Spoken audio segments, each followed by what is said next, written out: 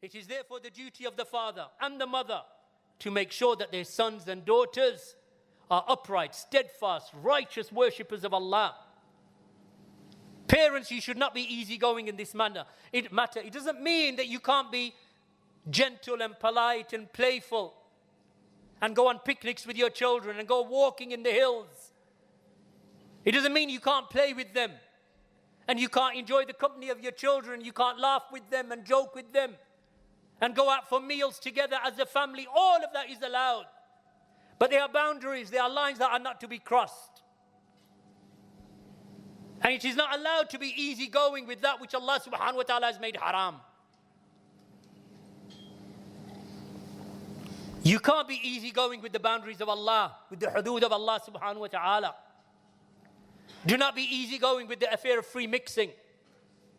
Do not be easygoing with the affair of music and photography and selfies and immoral behavior and flirting. Don't be easygoing with that. So a father can say, you don't tell me that I'm not good to you. I have been good to you.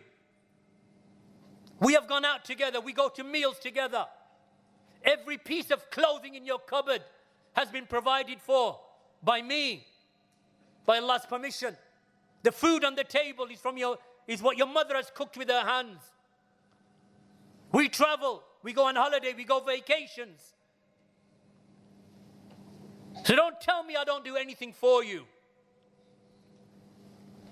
As it comes to this affair, my daughter, you're not crossing that line. You're not putting your pictures online. You are not going to freely mix and flirt with men. And my son, same applies to you. You are not going to stay up all night gaming. Be a man.